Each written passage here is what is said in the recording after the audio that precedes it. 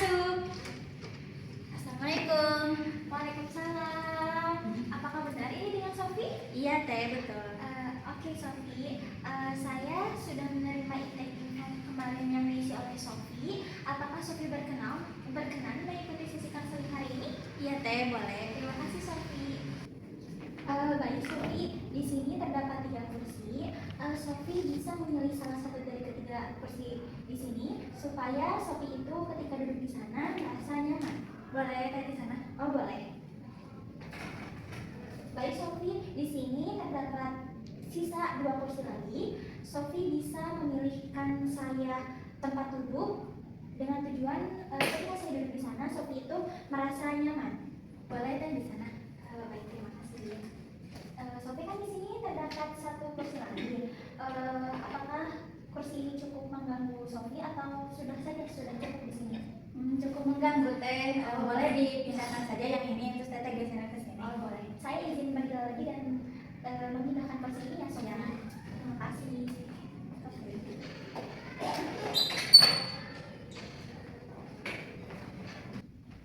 Sofi, saya izin duduk kembali ya. Boleh. Sofi, saya ingin memastikan apakah tempat duduk saya sudah nyaman dilihat oleh Sofi atau ingin saya bergeser mungkin? Boleh teh bergeser lebih dekat karena ini terlalu jauh gitu susah untuk komunikasi. Oh baik. Ini sudah cukup? Boleh. Terima kasih Sofi. Sofi sebelumnya perkenalkan nama saya Masih Nurholiza. Di sini saya sebagai konselor yang ingin membantu Anda keluar dari zona nyaman.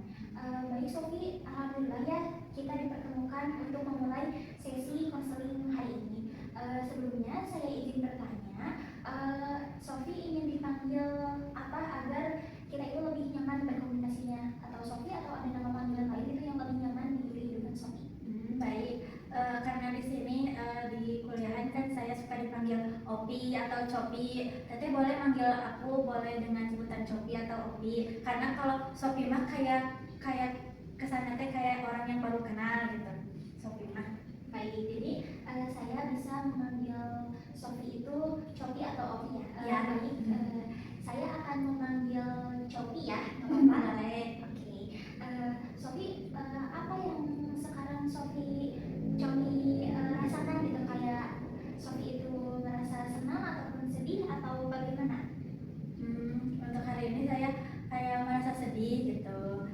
Soalnya pas malam emang kan ada rasa sedih soalnya udah picean sama orang tua gitu. Piceannya intinya mah orang tua saya teh kurang sehat gitu, terus butuh ditemani sama saya. Sedangkan di sini saya kan itu masih sibuk kuliah. Gitu. Jadi Sofi pas malam itu merasakan sedih karena tidak bisa menemani ibu ya? Iya. Oh seperti itu. Tapi menurut saya itu Sofi hebat juga ya, bisa menutupi itu semua gitu. Karena Sofi itu sekarang terlihat seperti orang yang senang gitu, bisa menutupi itu semuanya. Baik Sofi, saya ingin memastikan kembali, kan Sofi itu sudah mengisi info, apakah itu diisi oleh Sofi tersendiri atau diisi oleh orang lain? Diisi oleh saya sendiri teh dengan penuh kejujuran. Terima kasih ya Sofi. Untuk sebelumnya saya izin bertanya, apakah Sofi pernah mengikuti sesi konseling atau tidak? Pernah teh.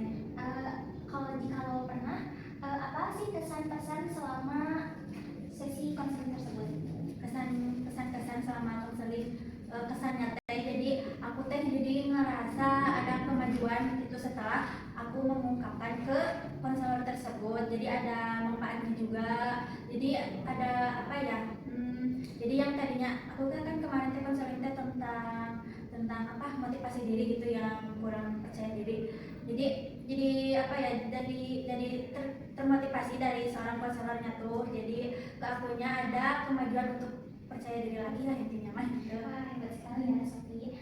Saya izin menegaskan kembali bahwa konseling itu adalah proses bantuan yang mana saya itu memfasilitasi Sofi agar keluar dari zona nyaman tersebut dengan harapan Sofi itu setelah mengikuti konseling itu harapannya Sofi itu menjadi individu yang lebih sayang sama diri sendiri sendiri dan mendahulukan diri Shopee gitu. Jadi fokusnya itu ke dari Shopee sendiri daripada ke masalahnya. Jadi Shopee perlu disepakati ya, sesi konseling ini bersifatnya itu rahasia, jadi hanya Shopee dan juga saya yang mengetahuinya. Jikalau memang ada orang lain yang meminta untuk mengetahui masalah tersebut, harus izin dari Shopee. Shopee mengizinkan siapa saja yang bisa mengetahui masalah ini. Mungkin hanya kita saja gitu. Berarti saya menyimpulkan bahwa sesi konseling ini hanya kita berdua aja yang mengetahuinya. Betul teh. Sofi, sebelumnya saya meminta izin di sini saya merekam, apakah diperbolehkan? Boleh teh. Dan saya juga izin membawa catatan. Saya ingin mencatat hal-hal yang penting gitu yang diceritakan oleh Sofi kepada saya. Apakah diizinkan? Boleh teh. Terima kasih Sofi. Apakah ada yang ingin ditanyakan sebelumnya? Untuk konseling ini ya teh, itu teh durasinya tuh berapa lama gitu teh? Oke. Sesuai dengan kontrak yang kita sepakati, ini tuh ada terdiri dari 4 sesi konseling, di mana satu sesi konselingnya itu memakan waktu 60 sampai 90 menit. Oh, sekitar 1 jam lebih ya teh. Baik Coki, sebelum memasuki sesi konseling ini, bolehkah saya mengetahui latar belakang Coki, seperti latar belakang pendidikan Coki gitu? Boleh teh. Saya sekolahnya itu dulunya pas SMP ya. SMP itu kan pernah pesantren. Terus SMA udah keluar, soalnya emang gimana ya, bosenan gitu orangnya. Terus teh di pesantren teh aku teh kurang terbuka diri gitu mah, kata bahasa sekarang mah introvert gitu teh. Jadi sampai sekarang masih ada gradasi introvertnya, ada rasa gak percaya dirinya, tapi semakin sini kan pernah ikutan konselingnya. Jadi semakin kesini semakin ada kemajuan yang dirasakan sama saya gitu. Terus sekarang saya masih jadi mahasiswa, masih kuliah di Universitas Muhammadiyah ya teh, masih semester 3.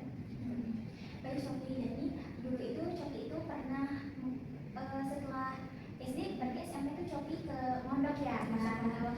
Tapi di sana Coki itu merasa kayak menarik diri mungkin dari lingkungan gitu.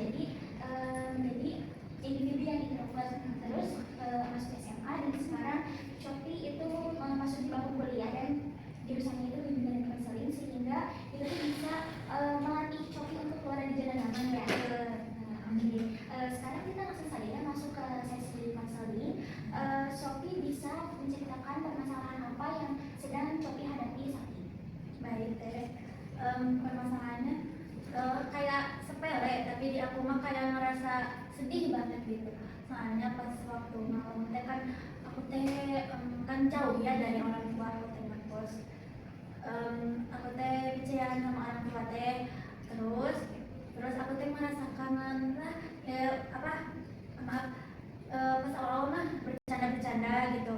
Terus pas lama-kelamaan mah kan mama teh orang tua teh kayak berharap aku pulang gitu. Kapan pulang gitu, soalnya kan mama lagi kurang sehat.